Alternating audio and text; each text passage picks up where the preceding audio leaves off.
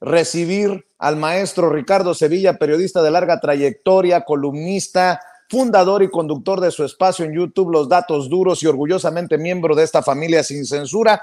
Mi querido Ricardo, han de estar muchos en la oposición, muchos empresarios, con el que te conté ardiendo. Finalmente se cumple, y vaya marco para cumplir el que elige el presidente Andrés Manuel López Obrador. Se vienen los trenes de pasajeros modernos a nuestro país. Permíteme, yo que he viajado en Europa, yo que he viajado en Estados Unidos en tren, añoraba este momento. Ojalá que nuestro país tenga tan importante red ferroviaria de pasajeros o para pasajeros como en otras partes del mundo. ¿Cómo estás, Ricardo? Te saludo con mucho gusto.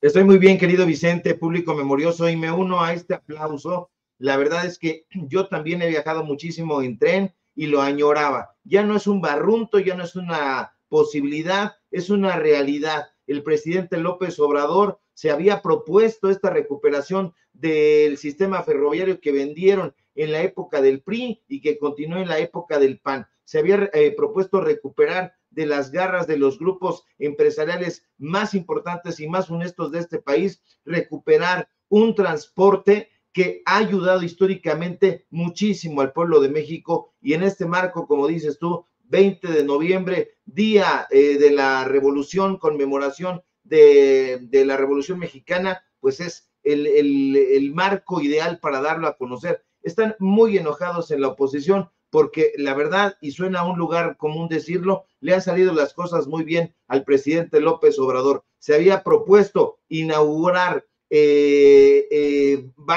varias de las obras que había anunciado desde el comienzo de su sexenio. Muchos dijeron, eso no va a suceder, no va a ocurrir. Había pájaros de mal agüero colocados en los cables, sobre todo de las televisoras, decían que no. Y ahí está el presidente López Obrador diciendo, aquí están las cosas, y lo está probando y comprobando. Entonces, hay un presidente López Obrador que, aunque ya está en la última parte de su sexenio, se va a echar muchísimo de menos, y se va a echar muchísimo de menos precisamente porque está ayudando a consolidar un proyecto de nación que le hacía muchísima falta al pueblo de México. Y bueno, esto es solamente pues una probadita de lo muchísimo que ha estado trabajando este presidente, que ya se siente la nostalgia de su ausencia, aunque sigue trabajando, aunque sigue estando al frente de la nación. Muchos están ya pensando en que se va y que lo extrañan. ¿Y cómo no lo van a extrañar? Un presidente que se levanta todas las mañanas a trabajar, a informar, y que hoy, en un día festivo para muchos holgazanes de la oposición, el presidente López Obrador está ahí y está trabajando, está informándole al pueblo de México. Definitivamente merece un aplauso, o muchos aplausos, mi querido Vicente.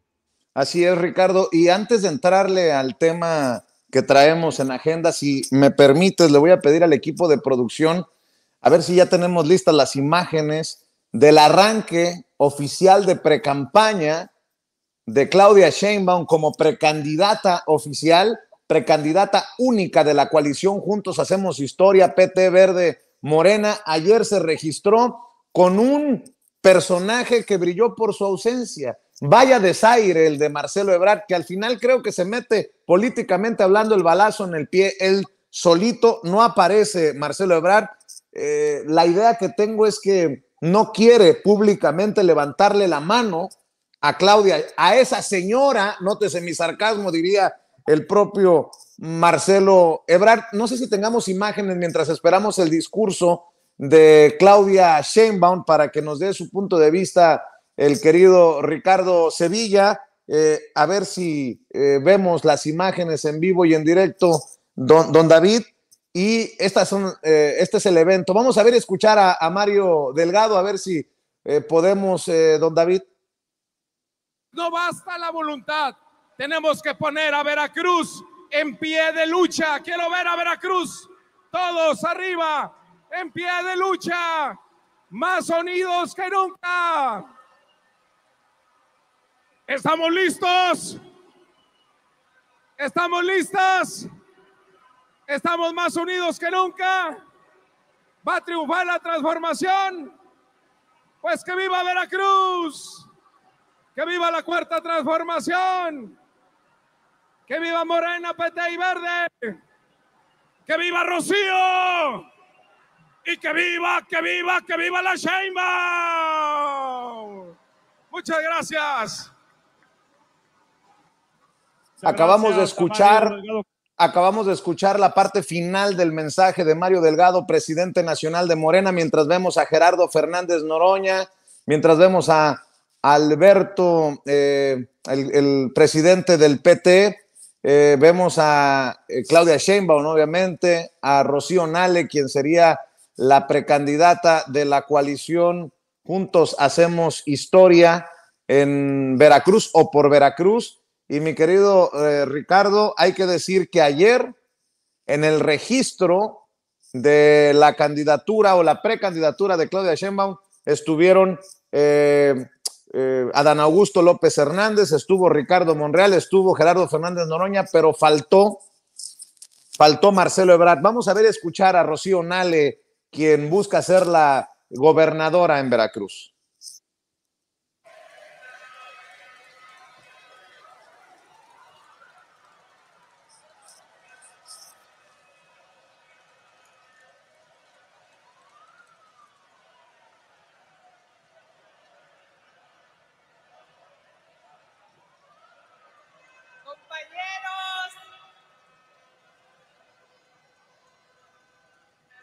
Compañeros, compañeras, un gusto. Tenemos una invitada de lujo, estimada amiga y compañera Claudia Sheinbaum.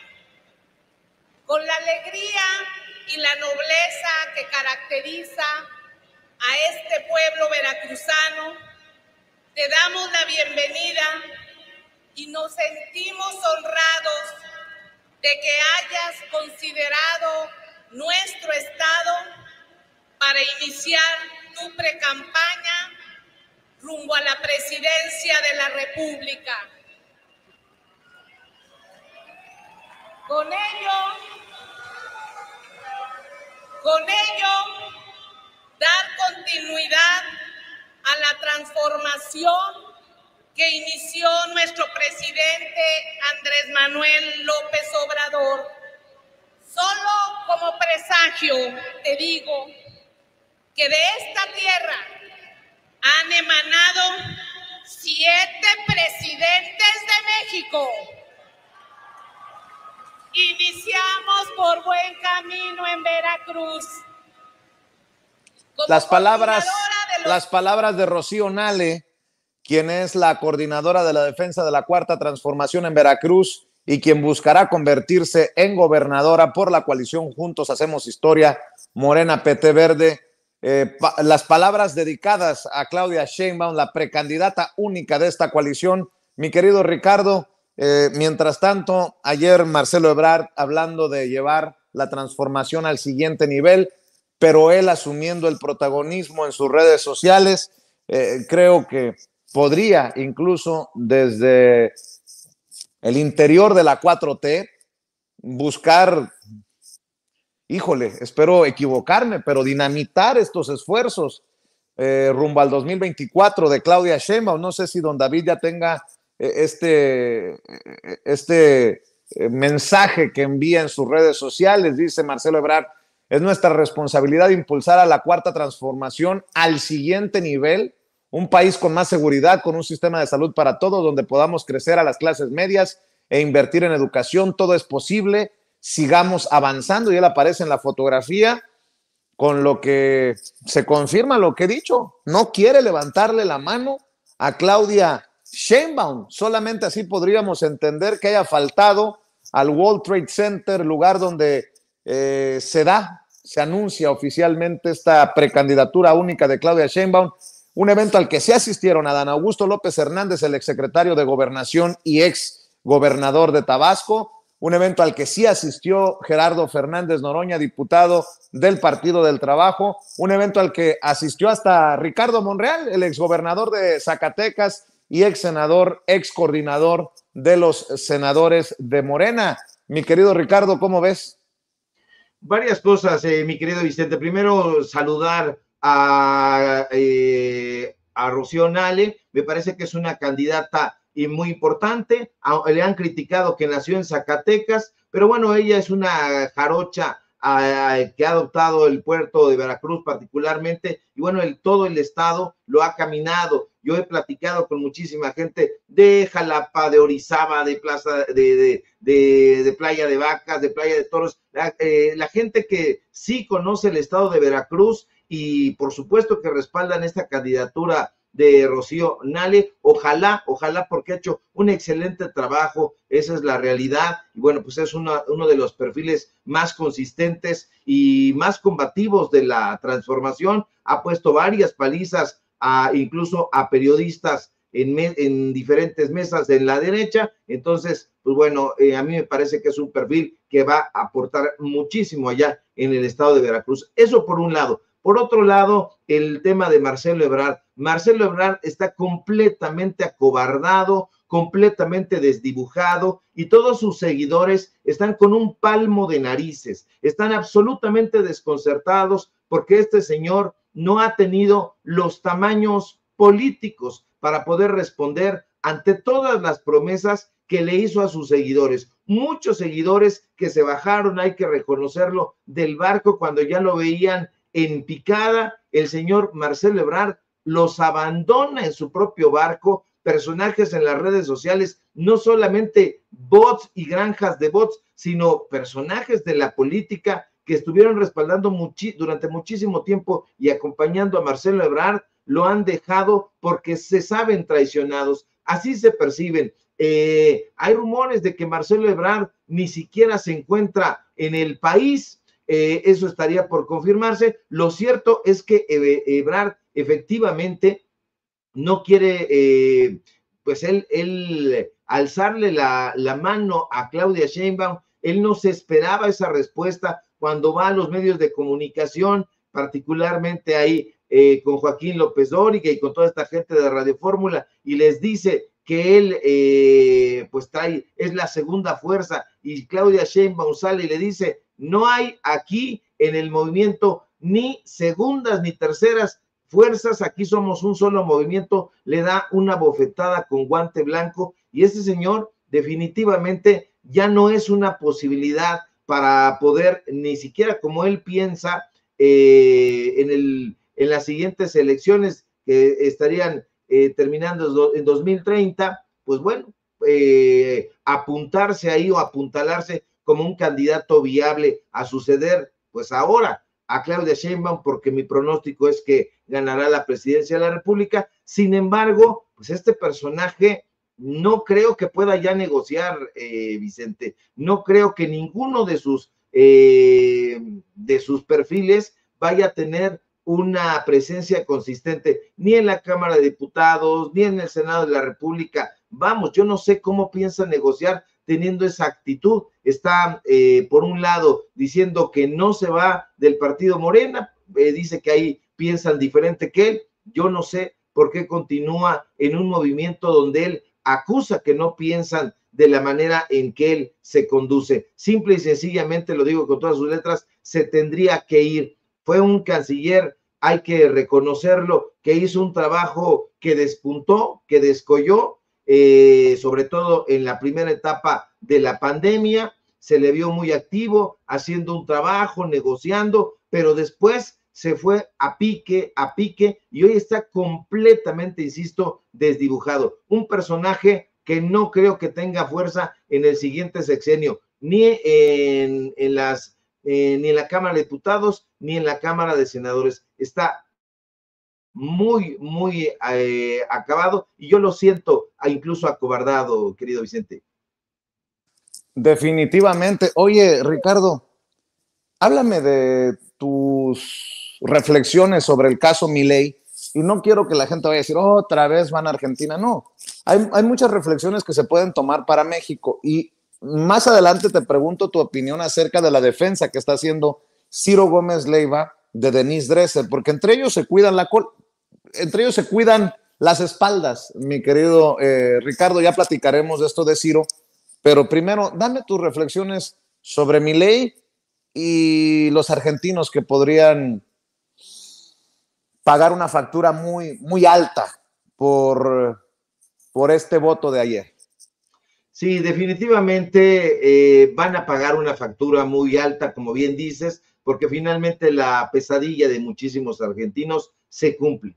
Javier Milei ha ganado, ya no es tampoco una posibilidad, ya no es un barrunto, el personaje grotesco, pedante, soberbio y ultraderechista es el presidente electo de Argentina. Sí, ganó Milei, ese personaje deleznable que de cumplir, ojo, sus locas amenazas, abolirá el Banco Central de ese país, adoptará el dólar como divisa argentina. Sí, por increíble que nos parezca a nosotros, este señor ganó las elecciones en la patria de personajes como Alejandra Pizarnik, como Jorge Luis Borges, y fíjate, no ha ganado por un margen pequeño, su victoria ha sido contundente y Milei será en unos días, ya el próximo mes, el 10 de diciembre, el presidente de Argentina, de la Argentina de Alfonsina Storni, de la Argentina de Ernesto Sábato.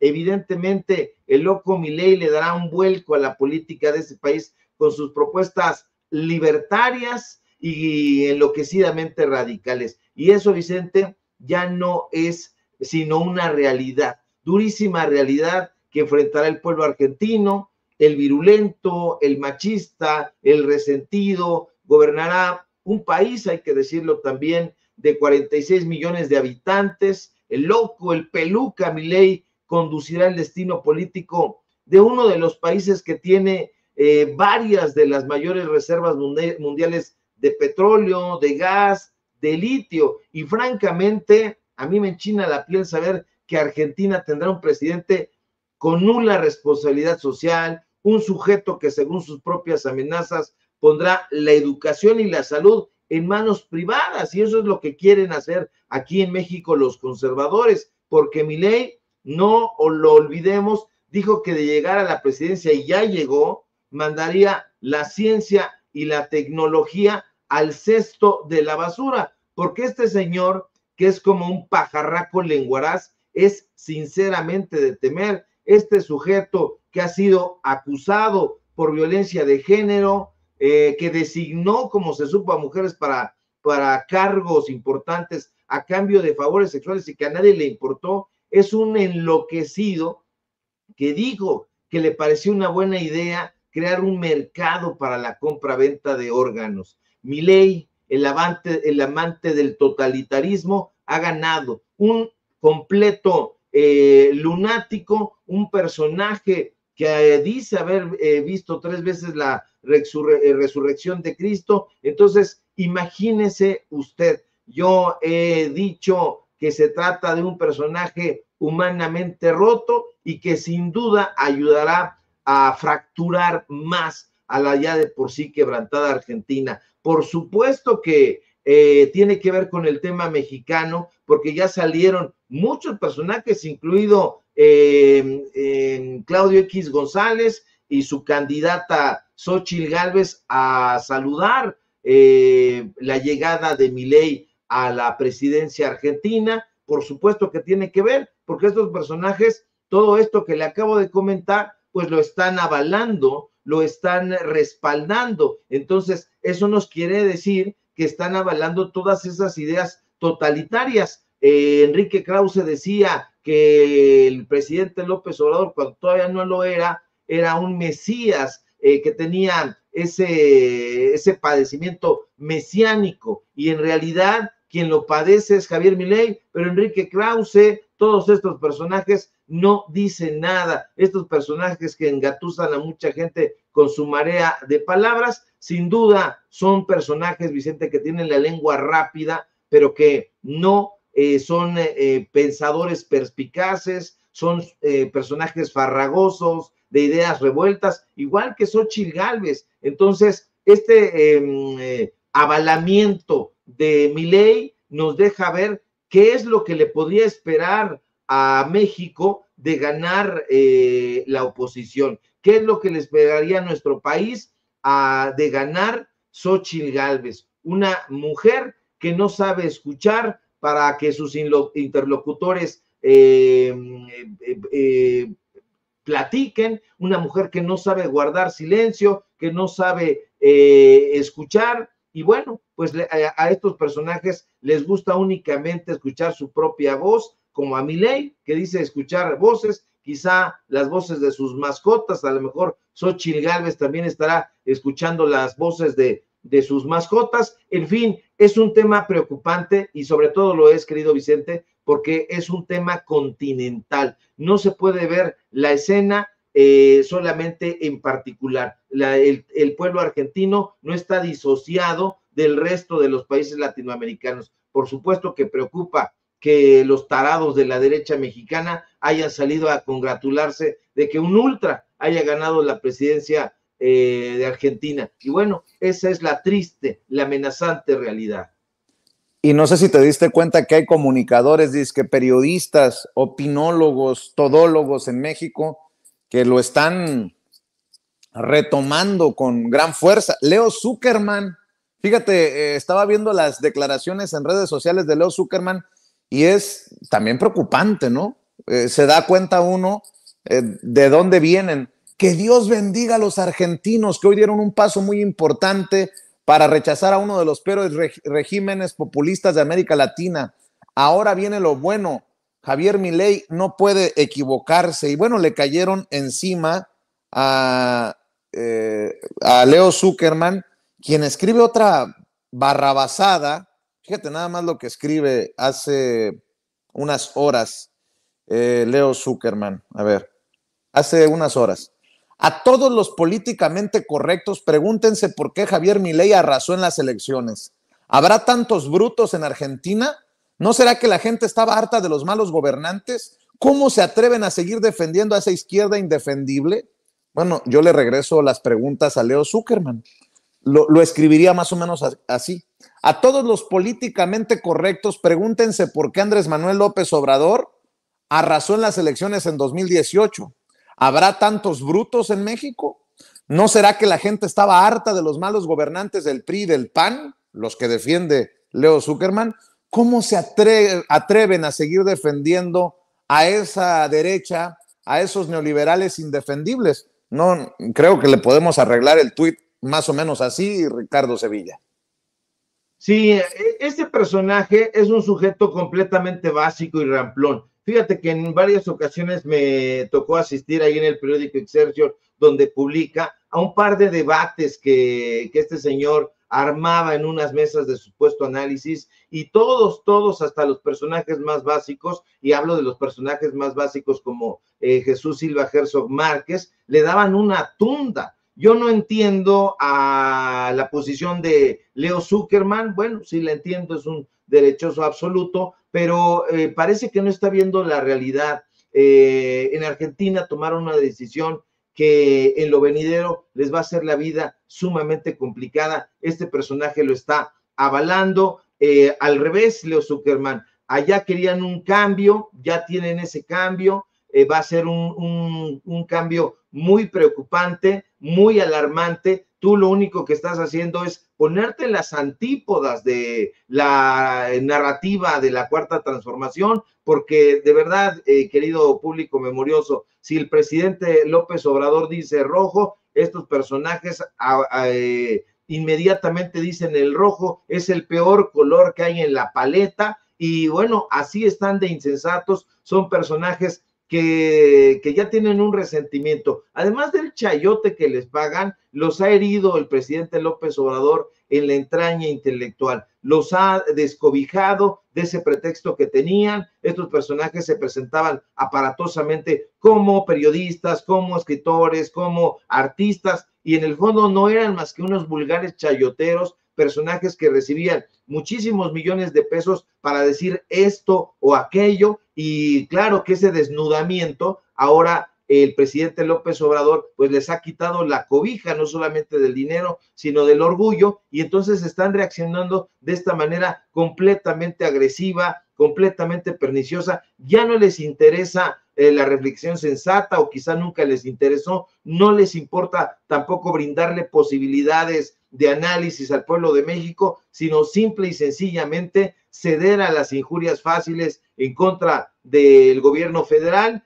Y bueno, ahí están avalando cualquier cantidad de tonterías. No las pueden soportar intelectualmente. Hay libros muy provechosos que debería de leer Leo Zuckerman sobre el avance de la ultraderecha en el continente, y bueno, pues eso le revelaría un panorama sumamente claro, pero no lo van a hacer porque lo único que quieren es aprovechar el micrófono para lanzar diatribas, para desinformar y pues por supuesto para tratar de hacer llegar a sus candidatos de nuevo al poder, para que les sigan dando becas, para que les sigan dando subsidios, para que les reinstalen los fideicomisos y todo eso que usted ya conoce a la perfección.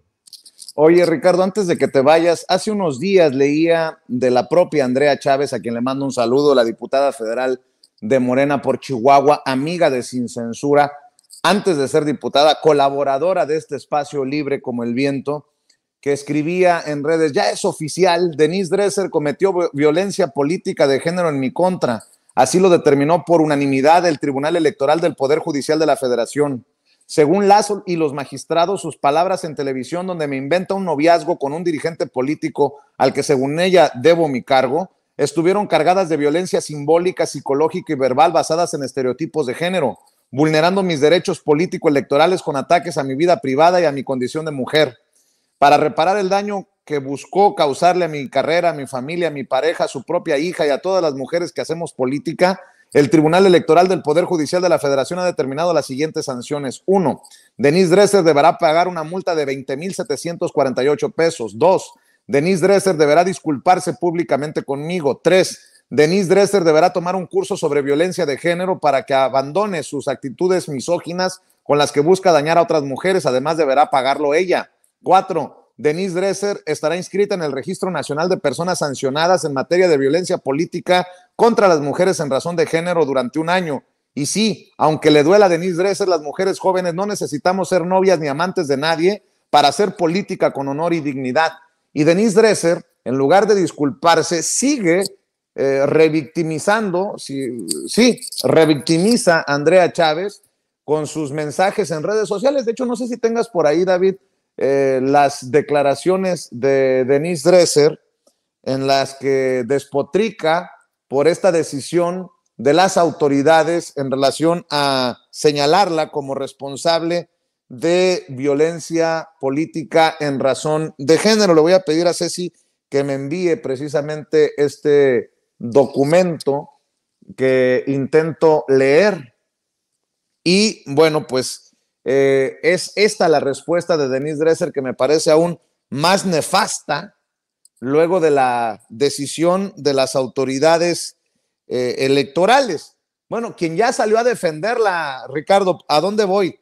Pues es que salió a defenderla el vocero de los indefendibles y las indefendibles, Ciro Gómez Leiva, en su Cueva de los Malandros, y esto es lo que dice el gran periodista de México, que le cuida las espaldas a sus amigos y amigas.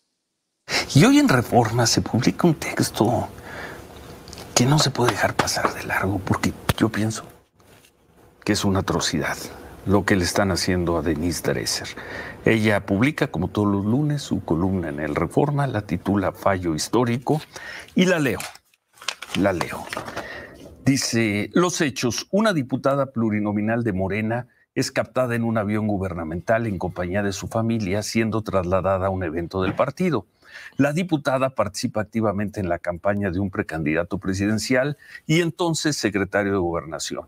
Ante el cuestionamiento que suscita el uso irregular de un bien público, la diputada primero acusa Photoshop y guerra sucia en su contra. Conforme aumentan las pruebas, cambia su versión y afirma que rentó un aerotaxi. La duda sobre el préstamo del avión despierta preguntas de interés público. ¿Quién se lo presta y por qué? Decenas de columnas, tweets y memes especulan sobre los motivos detrás de un privilegio concedido a un miembro de la élite morenista. En este contexto, una analista, que es ella, Cuando dice analista se refiere a ella misma. En este contexto, un analista sugiere que en la narrativa pública se habla de una relación personal entre el precandidato y la diputada, sin afirmar que eso sea cierto.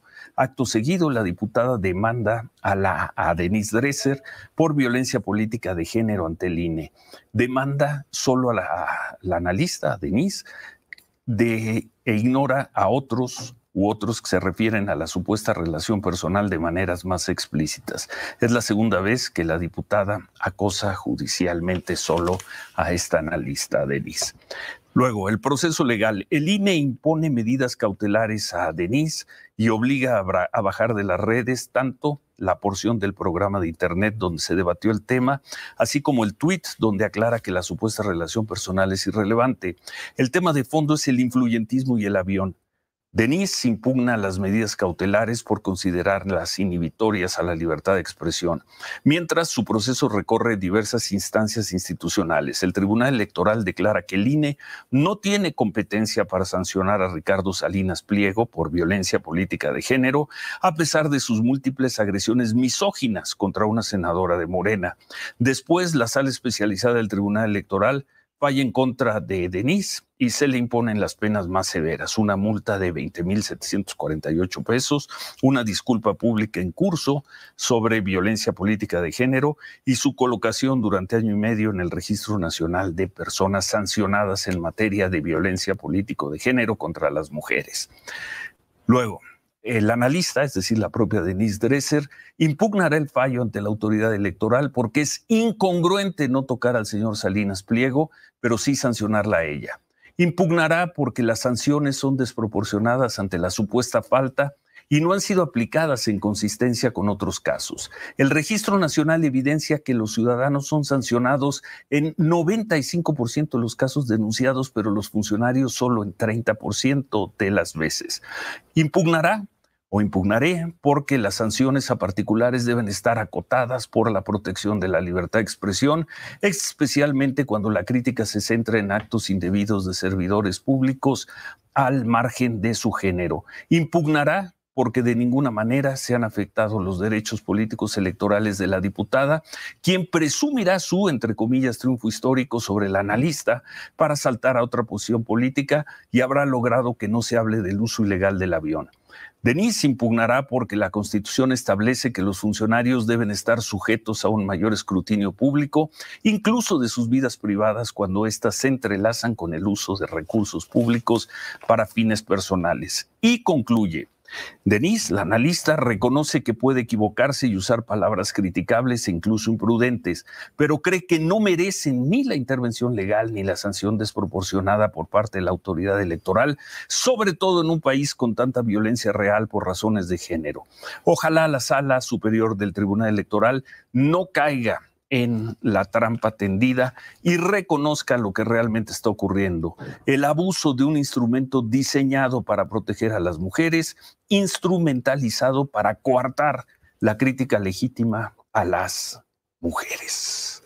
La distorsión de la legislación mal utilizada para cuidar a un militante del partido gobernante, mientras se inhibe la crítica de ciudadanos y periodistas. Para el poder hay protección, para los analistas hay sanción. Para el poder hay impunidad, para los ciudadanos hay intimidación.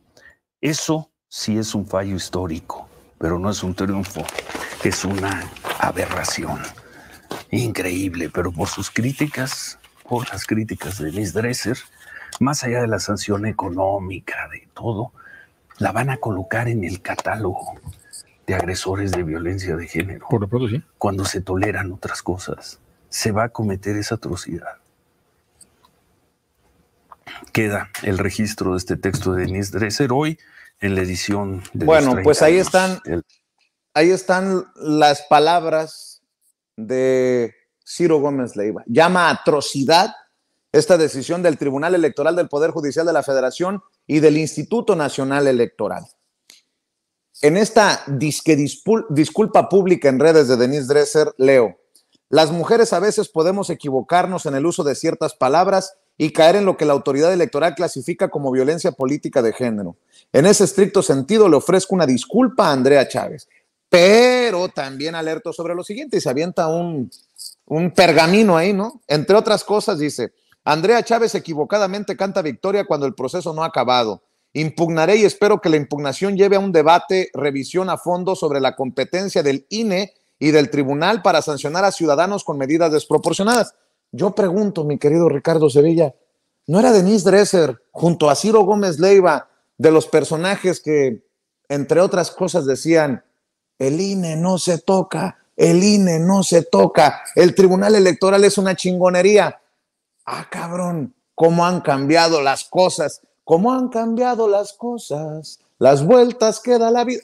Hay una canción así que no... Bueno, Ricardo Sevilla, escucho tus opiniones de esta defensa que hace Ciro Gómez Leiva llamando atrocidad esta decisión del tribunal y del INE, y una Denise Dresser que se disculpa, pero no se disculpa.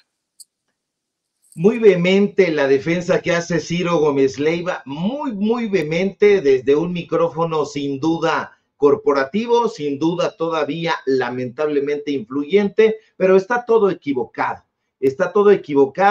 y Ciro Gómez Leiva nos tendría que decir quiénes son los magistrados que pudieran ser tendenciosos, influyentismo en el Tribunal Electoral del Poder Judicial de la Federación. Por favor, Reyes Rodríguez Mondragón, el personaje que le deseó la muerte al presidente López Obrador, ¿quiénes son esos magistrados? Yanine Otálora, esta amiga de Lorenzo Córdoba, una de las magistradas más influyentes del Tribunal Electoral, José Luis Vargas Valdés, quizá.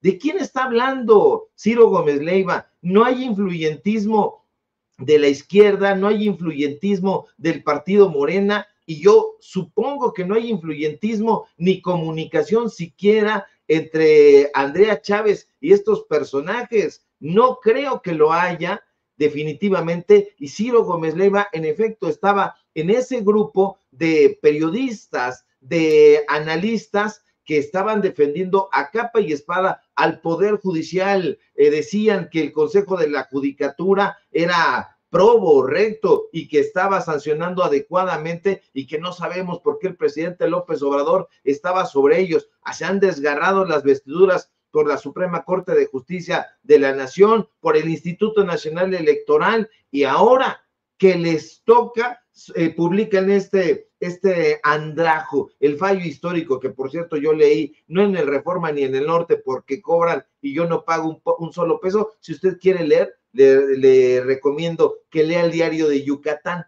es gratis, ahí puede ver todas las tonterías que estos burdos del Reforma publican gratuitamente, no pague un peso. En fin, Ciro Gómez Leiva tiene una añeja amistad, Vicente, con Denise Dresser, hay que recordarlo. Estos personajes trabajaban en ADN 40, eran los muchachos de un personaje de izquierda, de derecha, que era Virgilio Caballero. Ya murió Virgilio Caballero, pero sus muchachos se los llevó a trabajar con él al Canal 40, cuando decían que era la realidad en televisión. Ahí estaba Ciro Gómez Leiva capitaneando el noticiero, incluso estelar, lo acompañaba Denise Merker en la conducción, lo acompañaba en un programa que se llamaba Entre Versiones Denise Dresser, Carlos Puig, por cierto. Todos estos personajes se conocen desde hace muchísimo tiempo, y se conocen más porque hay que recordar que Denise Dresser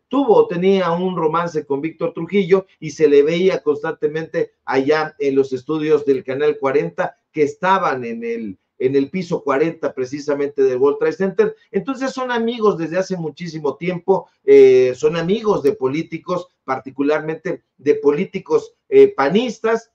Bueno, Ciro Gómez Leiva no es que se haya adherido inopinadamente a esta defensa, no, es algo que estos tipos, como bien dices, siempre se están cuidando la espalda, porque pertenecen a una misma asociación, no constituida de manera legal, sino una especie de cofradía de personajes que siempre están a la expectativa de los buenos dineros que les puedan llegar, y si hay que defenderse, pues bueno, tienen ese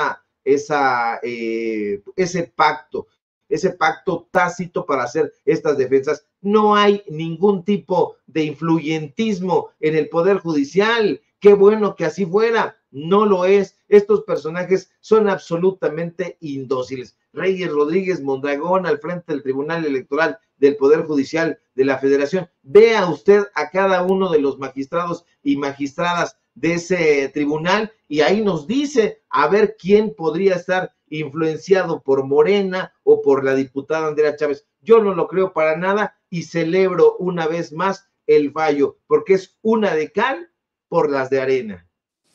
Lo has dicho bien, Ricardo, y nada más al editorial que suscribo, le agregaría, ya siéntese, señora, y no lo digo por Denise Dresser, lo digo por el que la defiende. Pero mi querido Ricardo Sevilla, ¿por qué no cerramos invitando a la audiencia de Sin Censura a tus redes, a tus trincheras, a tus esfuerzos independientes? Claro que sí, querido Vicente, yo pensé que me decías a mí, ya siéntese, señora Sevilla. Y dije, ya, ¿qué pasó, mi querido Vicente? Ya empezamos. Sé que en los medios de comunicación corporativos están tranquilos, están ahí sentaditos, pero no es para estos cotorreos. Síganme, por favor, en mis redes sociales, en X, @Sevilla Crítico, en Facebook, Ricardo Sevilla, así nada más. Síganme, por favor, en Paralelo 24, en los datos duros. Hoy tenemos informativo en punto de las 8:30 y, por supuesto, aquí en La Familia Sin Censura, donde somos orgullosamente miembros. Te mando un fuerte abrazo, querido Vicente, y estamos pendientes de la información. Claro que sí, te mando un abrazo, Ricardo Sevilla, hablando con nosotros Sin Censura en este inicio de semana, con un día festivo por el 20 de noviembre, un aniversario más